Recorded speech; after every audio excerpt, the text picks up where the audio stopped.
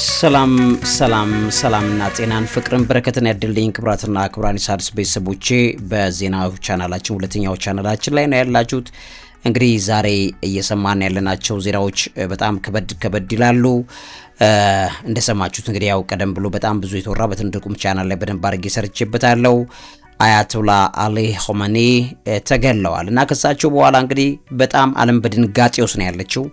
ይሄ ድንጋጤ ዓለምን አለቀቃትም። ምክንያቱም ቢባል የሰውየው መገደል እንግዲህ የሶስተኛውን ዓለም ጦርነት እስኪቀሰቅስ ድረስ ጉልበት ሊኖረው ይችላል የሚለው ነገር በከፍተኛ ሁኔታ ዓለምን በፍርሃት ከቷል ማለት ነው። ሰውየው በጣም ተጽዕኖ ያላቸው የሃይማኖት መሪ የነበሩ ሰው ናቸው። ስለዚህ የሃይማኖት መሪ ሽማግሌ መግደል እንደምታውቁት በዓለማችን ላይ ጥፋት ቢኖርባቸው መጥፎ አስተሳሰብ ቢኖርባቸው እንኳ እሳቸውን የሚደግፉ ስለ እሳቸው የሚጸልዩ አካላት እንዳሉ ይታወቃል። የእሳቸው አመለካከት ያው እንደሚታወቀው ጸረ ምዕራባዊ ነው። ምን ማለት ነው? የምዕራባውያን ባህል ሌሎችን ዓለም ውጧል፣ እስልምናንም እንዲውጥ አንፈቅድም የሚል ትግል ነው የምታዩት። ከዛ ውጪ ሁለተኛው አስተሳሰባቸው እስራኤል ላይ ያላቸው አቋም ነው። በእነዚህ ጉዳዮች ላይ እንግዲህ ጠላቶቻቸው ገለዋቸዋል። በጣም አስደንጋጭ ነው። ዓለም በከፍተኛ ሁኔታ የደነገጠው ሽማግሌ ያው እንደሚታወቀው መገደል በጀመረባቸው ጊዜያቶች ላይ ኢትዮጵያ ውስጥ እንኳ ንጉሱን ቀዳማዊ ኃይለ ሥላሴን ከተገደሉ በኋላ ያለው ጊዜ ደም እንዲቆም አልሆነም። ስለዚህ የዓለም ጥፋት ቢኖርባቸው እንኳ ሽማግሌ ነው፣ አዛውንት ነው። አዛውንት ሲገደል ያለው ነገር በጣም ብዙ ነገር ይዞ ይመጣል ማለት ነው። ጥፋት ቢኖርባቸው ነው የምነግራችሁ። እንግዲህ በራሳቸው ትክክል ናቸው፣ ምዕራባውያንም በራሳችን ልክ ነው የሚሉት። ስለዚህ ልክ የሆነው የትኛው ነው? አያችሁ። ስለዚህ በጣም ከባድ ነገር ነው። በተለይ እሳቸው ከምዕራባውያን ጋር ያላቸው አስተሳሰብ በተመለከተ ራሱን የቻለ በጣም ከፍተኛ አቋም እንዳላቸው ይታወቃል። ስለዚህ የሃይማኖት መሪ ናቸው፣ ፖለቲከኛም ናቸው። በፖለቲከኛ የራሱን የሆነ ጀጅመንት አለ። እንደ ሃይማኖት መሪ ግን ሽማግሌ ሲገደል በአይናችን በዘመናችን ውስጥ ያየነው ነው እንበልና የካቶሊካዊት ቤተክርስቲያን ሊቀ ጳጳሱ ቢገደሉ ብላችሁ አስቡ። የነሱ የሱኒ እስልምና አብዮት አቀንቃኞች ባሉባቸው ሀገር ሁሉ እሳቸው የሚታዩት እንደ ሮማው ጳጳስ ነው የሚታዩት። ልክ በዛ ደረጃ ነው የሺያ እስላም አብዮተኞች ወይም እስልምና ላይ የሚከተሉ ሀገራት ሁሉ የሚመለከቱት። ስለዚህ እሳቸው መሞት የሚያመጣው አንድምታ በጣም በርካታ ነው። ይሄ ባለበት ሁኔታ ላይ እንግዲህ ውድ ቤተሰቦቼ የቀድሞ የኢራኑ ፕሬዚደንት አህመዲነጃድ እሳቸውም ተገለዋል። ይሄ በጣም አስደንጋጭ ነገሮች ናቸው የተሰሙ ያሉት። በጣም ይከብዳል። አንዳንዴ የምትሰሙት ነገር ከበድ ይላል። እኒህ ሰው ለምንድነው መግደል የፈለጉት? አህመዲነጃድን እንደምታስታውሱት በኦባማ ዘመን ላይ ለፕሬዚዳንት ፑቲን እጅግ በጣም አስፈላጊ የነበሩ ሰው ናቸው። አህመዲነጃድ አሁን ላይ ስልጣኑን ሊረከቡ ይችላሉ። እሳቸው ምክንያቱም በጣም ተጽዕኖ ፈጣሪ ናቸው። አህመዲነጃድ ስልጣኑን ሊወስዱ ይችላሉ የሚል ፍራቻ እኒህ ሰው እንዳስገደለ ከዛ ውጭ ደግሞ ሌሎች ምክንያቶችም ይነገራሉ። አህመዲነጃድ በጣም ኢንፍሉዌንሻል ሰው ናቸው። እንደምታውቁት የእስራኤልን ህልውና ክደዋል ብለው ይነገራሉ። አህመዲነጃድ እስራኤልን የጽዮናውያን አገዛዝ እያሉ በመጥራት ህልውናውን በአደባባይ አይቀበሉም ነበር። ስለዚህ ነው የተበቀልናቸው የሚል። ሁለተኛው ከካርታ ላይ መጥፋት አለባት የሚል አስተሳሰብ ነበራቸው። እስራኤል ከካርታ ላይ መደምሰስ አለባት የሚል ጠንካራ የዘር ማጥፋት ጥሪ አድርገዋል የሚለው ሌላው ለበቀል ግድያው ይዛ በስልጣን በነበሩበት ሰዓት ላይ ላደረጉት ነገር የበቀል ግድያ እስራኤል ቂም የያዘችባቸው ሰው እንደሆነ ይነገራል። ሌላኛው የኒውክሌር ፕሮግራም ማፋጠንን በተመለከተ ፕሬዚዳንትነት ዘመናቸው ላይ የኢራንን የኒውክሌር ፕሮግራም በማፋጠን ለእስራኤል ከፍተኛ የጸጥታ ችግር ፈጥረዋል የተባሉት አህመዲነጃድ ናቸው በሚል እስራኤል ትከሳለች፣ በዛም ገላቸዋለች። የሆሎካስት መካድን በተመለከተ የአይሁድ ዘር መጥፋት ሆሎካስትን ያልተከሰተ ታሪክ ውሸት ነው በማለት በተደጋጋሚ መናገራቸው በቂም በቀል እንደተያዘባቸው ይነገራል። አህመዲነጃድ አሁን ስልጣን ላይ የሚወጡ ከሆነ ያንን ያስቀጥላሉ የሚል ስጋት ስላለባቸው የቂም በቀል ግድያ ተፈጽሞባቸዋል። የሄዝቦላና ሐማስ ድጋፍን በተመለከተ እስራኤልን በቅርበት የሚጠይቁት እንደ ሄዝቦላና ሐማስ ያሉ ቡድኖችን የገንዘብ እና የጦር መሳሪያ ድጋፍ አድርገዋል በወቅቱ በማለት የሚነገርባቸው ሰው ናቸው። አህመዲነጃድ በነገራችን ላይ በጣም ጠንካራ መሪ ነበሩ በስልጣን በነበሩበት ሰዓት በኦባማ ዘመን። እንደገና የምዕራባውያንና የአሜሪካን ተጽዕኖ በመቃወማቸው እስራኤልን የሚደግፉትን የምዕራባውያንን ጠንካራ ኃይሎችን ሁኔታ እንግዲህ በተመለከተ ያላቸውን አቋም በጣም በብዙ ጥላቻ ውስጥ በእስራኤል ዘንድ የተመዘገቡ ሰው ናቸው። የጸጥታና መረጃ ሰራተኞች ላይ ጥቃት በተመለከተ በሷቸው ዘመን በአህመዲነጃድ ዘመን ኢራን ለእስራኤል አምባሳደሮችና ተቋማት ላይ ጥቃት ለመሰንዘር አቅዳ ነበረ የሚል ክስ ከእስራኤል አሁንም ይቀርብባቸዋል። የበቀል እርምጃ ነው የተባለው ለዛ ነው። ሌላኛው እንግዲህ የክልሉን የአካባቢውን ዲፕሎማሲያዊ ግንኙነትን ያውካሉ በሚልም ተመዝግቦባቸዋል። በአካባቢው ላይ ያሉ ሀገራትን ከእስራኤል ጋር ያላቸውን ዲፕሎማሲያዊና ኢኮኖሚያዊ ግንኙነት እንዲቋረጥ ዘመቻ አድርገው ነበረ በህይወት በነበሩበት ሰዓት ላይ በሚል እስራኤል ቂም በቀል ይዛባቸዋለች። እንግዲህ የመረጃ መረብን በመዘርጋት በእስራኤል ወይም ሞሳድ ላይ ያነጣጠረ የኢራን የስለላ አቅም ገንብቶ ኢራን እንድትገነባ ያደረጉት አህመዲነጃድ ናቸው በሚል ይታወቃል። ስለዚህ ኢራንና እስራኤል በውጊያ ውስጥ መሆናቸውን በአጠቃላይ በሁለቱ ሀገራት መካከል ያለው የረጅም ጊዜ ጥላቻና የመገዳደለው ሻዶ ዋር አካል በመሆኑ አህመዲነጃድን ዛሬ ገለዋቸዋል ማለት ነው። ይሄም እየተነገረ ያለ ዜና ነው። የአህመዲነጃድ መሞት እንደገና የኮሚኒን መሞት ለፑቲን በጣም አደገኛ ዜና ነው። ቭላዲሚር ፑቲን እንደምታውቁት እንግዲህ በጣም ብቻቸውን እየቀሩ ያሉ ናቸው። የሶሪያው ፕሬዚዳንት መወገድ እንደገና አሁን ኢራቅ አሁን ያለውን እንግዲህ የኢራኑን አያቶላ መገደል ሌሎችን ጉዳዮች ቭላዲሚር ፑቲንን ብቻቸውን እያስቀረነ ያለው ፕሬዚዳንት ትራምፕ በትክክል በቭላዲሚር ፑቲን ላይ ማንኛውም ጥቃት ከመፈጸም በፊት በዙሪያቸው ላይ ያሉ ሀያላኖቹን ጠንካሮችን ሁሉ የማስወገድ ዘመቻ ነው ያለው። ብቻቸውን ከቀሩ በኋላ አይገልም ወይም ደግሞ ለመግደል ጥረት አያደርግም ብሎ ማለት አይቻልም። ትራምፕ በጣም እብድ ውሳኔ የሚወስን ሰው ነው። ስለዚህ በዚህ የተነሳ ቭላዲሚር ፑቲንን ለብቻቸው የማስቀረት ስራ የተሳካላቸው ይመስላል። እንግዲህ ውድ የሣድስ ቤተሰቦቼ የአያቶላ አሊ ኮመኒ ሞት ማለት ለቭላዲሚር ፑቲን በጣም አደገኛ ነው። የታመነ የስትራቴጂያዊ አጋር ነው ያጡት ፕሬዚዳንት ፑቲን። ኮሜኒ እንግዲህ የሩሲያና የኢራንን ግንኙነት ወደ ሁለገብ ስትራቴጂያዊ አጋርነት ያሳድጉና ለፑቲን እጅግ በጣም የቅርቡ ሰው ነበሩ። የጦር መሳሪያ አቅርቦትን መስተጓጎል በተመለከተ ኢራን ለሩሲያ የዩክሬን ጦርነት የሚረዱ ድሮኖችና ሌሎች ወታደራዊ ቴክኖሎጂዎችን ስታቀርብ የቆየች ናት። ስለዚህ የኮሜኒ ሞት ማለት ይህንን ትብብር ሊያናጋ እንደሚችል ነው የሚነገረው። ሌላኛው የምዕራባውያን ተጽዕኖ መጨመር ነው። ፑቲን የኮሜኒን ግድያ የዓለም አቀፍ ሕግጋትን የጣሰ በማለት ኮንነዋል። እንግዲህ መኮንን ነው፣ ዝም ብሎ ወሬ ነው የሚበዛው። እንደምትሰሙት ኮንነዋል ነው የሚበዛው። ነገር ግን እርምጃ የሚባል የለም። ቻይናም ኮንናለች ነው፣ ሁሉም ኮንነዋል ነው። እርምጃ የሚባል ነገር ስለማያደርጉ ትራምፕ እንደፈለገ ነው ዓለም ላይ እየፈነጨ ያለው።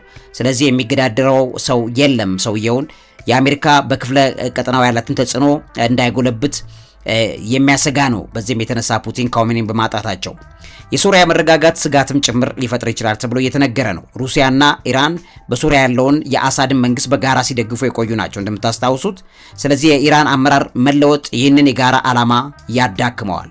ስለዚህ ይህንን በተመለከተ ቭላዲሚር ፑቲን አሁንም ያጧትን ሶሪያ በትክክል ጨምረው ለአንዴና ለመጨረሻ ጊዜ ያጧታል። ሶሪያ ብቻ አይደለም፣ በኢራቅ ውስጥ ያሉትም ከፍተኛ የሆኑ የሺያ እስልምና ላይ ያሉ ጠንካራ አቋም ያላቸው አካላትን እንዲዳከሙ በእስራኤል ዙሪያ ላይ ያሉ እንደ ሂዝቦላ ያሉትም ሌሎችም በጣም በከፍተኛ ሁኔታ መዳከም ወይም ውድቀት ለአንድና ለመጨረሻ ጊዜ የሚገጥማቸው የአያቶላው ሞት እንደሆነ እየተነገረ ይገኛል። በዚህም ሩሲያ በከፍተኛ ሁኔታ ጉዳት የሚደርስባት ሀገር እንደሆነች ነው የሚነገረው። ፑቲን ብቻቸውን ነው እየቀሩ ያሉት። ስለዚህ የውስጥ አለመረጋጋት ስጋትም ጭምር ይጨምራል። በኢራን የሚነሱ ተቃውሞዎች፣ የአገዛዝ ለውጥ ፍላጎት ወደ ሩሲያ አጋር ሀገራት ሊስፋፋ ይችላል የሚል ከፍተኛ ስጋት አለ። በሩሲያ ላይ ቀጥሎ የሚሄዱት የትራምፕ አካሄድ በቀጣዩ 3 ዓመታት ቀስ ብሎ ገዝግዞ ይመጣል ነው። ያን ነገር ለማድረግ በኢራን የተነሳውን ተቃውሞና መሰል ጉዳዮችን ተከትሎ ለአንድና ለመጨረሻ ጊዜ በሩሲያም ያ ነገር እንዲሄድ ለማድረግ የሚካሄዱበት መንገድ አደገኛ ስልት የተከተለ ነው እየተባለ እየተነገረ ነው ያለው። አዳዲስ አመራር የመተንበይ አስቸጋሪነትም ጭምርታ ያላችሁ ከኮሜኒ በኋላ ማን ስልጣን እንደሚይዝ ባለመታወቁ አዲሱ መሪ ለሩሲያ ያለው ታማኝነት ምን ያህል አቋም ያለው እንደሆነ እርግጠኛነት የጎደለበት ሁኔታ ለፑቲን እጅግ በጣም ጥሩ እንዳልሆነ እየተነገረ ነው። የአሜሪካ የድል ስሜት አለ። አሜሪካ በኢራን ላይ የምትወስደው እርምጃ ፑቲን በዓለም አቀፍ ደረጃ ያላቸውን ዲፕሎማሲያዊ ክብደት ይቀንሰዋል። በቃ ማለት ከዛቻ የዘለለ ለዓለም ምንም ሊያረጉ ያልቻሉ ሰው የሚል ነገር ሊያመጣባቸው ይችላል። ያም በፑቲን ላይ ከባድ ጉዳት አለው። የኢኮኖሚ ትብብር መዳከምን በተመለከተ ሁለቱ ሀገራት የአሜሪካን ዶላር በንግድ ልውውጥ ከመጠቀም ለማውጣት ሲሰሩ የነበሩ ናቸው፣ በብሪክስ ውስጥ ማለት ነው። ኢቭን የብሪክስ ሀገራትም ኢራንን ለማዳን ወይም አያቶላውን ለማዳን ምንም የሰሩት ነገር የለም እና ስለዚህ በዚህ ላይ በጣም ከባድ የሚያዳክም ነገር ሊፈጥር ይችላል ተብሎ እየተነገረ ነው። የቀጠናዊ ሚዛን መዛባትም ጭምር አለ።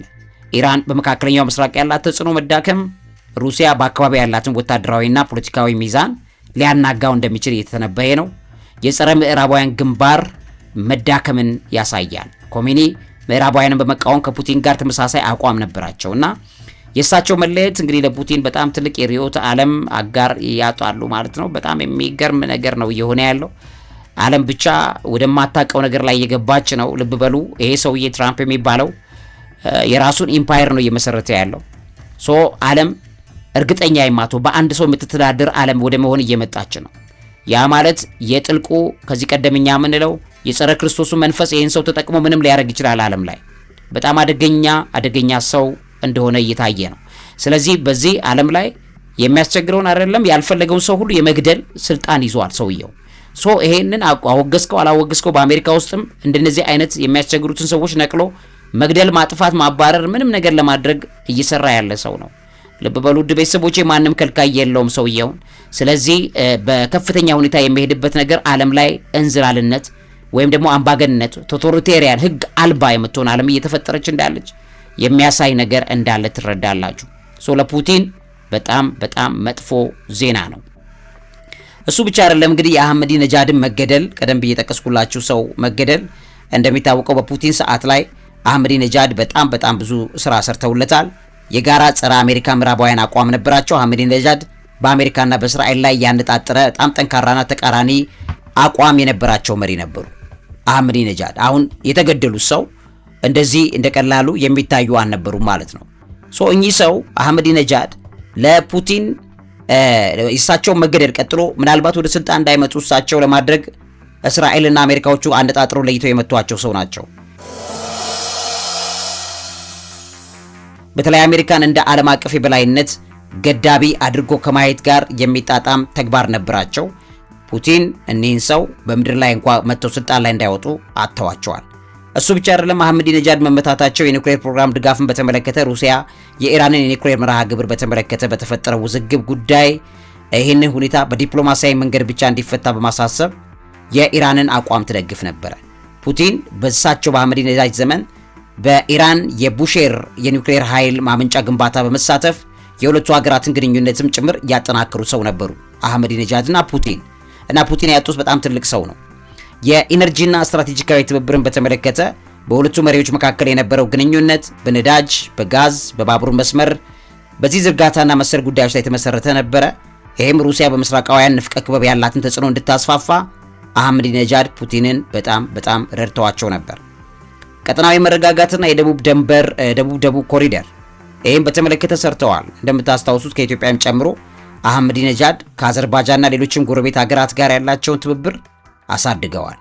እንደ ከሩሲያ ጋር ያለውን የሰሜን ደቡብ ትራንስፖርት ኮሪደርንም አጠነካክረው ሰርተው የነበሩ ሰው ፑቲንን በጣም ያገዙ የነበሩ ሰው ናቸው አህመዲ ነጃድ።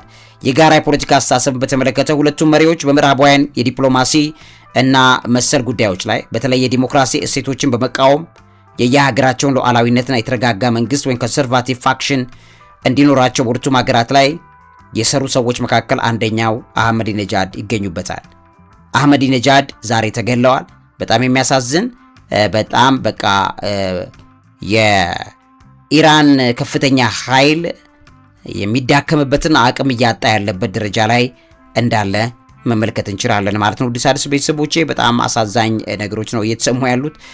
ብቻ በጣም ነው የሚገርመው። አያቶላ አሊ ኮሜኒን በተመለከተ ሞታቸው በ86 ዓመት ነው ከዚህ ዓለም መለየታቸው የተረጋገጠው። ለጥቃቱ የተሰጠው ምክንያት ለአሜሪካው ፕሬዝዳንት ዶናልድ ትራምፕ እንደገለጹት ጥቃቱ የተፈጸመው ኢራን በእስራኤል የመኖሪያ አካባቢዎችና ሆስፒታሎች ላይ ለፈጸመችው የሚሳኤል ጥቃት ምላሽ በመስጠት ነው በሚል ሰበብ አድርገዋል። ስለዚህ ኢራን የ7 ቀን ብሔራዊ ሀዘን አውጃለች።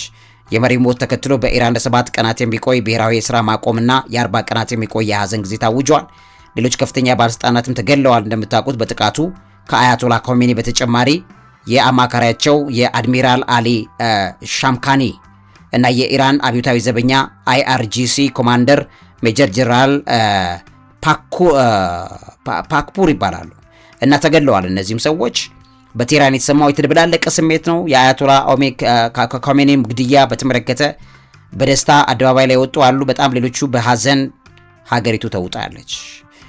የኢራን የአጸፋ እርምጃን በተመለከተ ኢራን ለመሪዋ ሞት ምላሽ ለመስጠት በዱባይ፣ አቡዳቢ፣ በዶሃ፣ በማናማ ላይ የሚሳይል ጥቃቶችን ሰንዝራለች።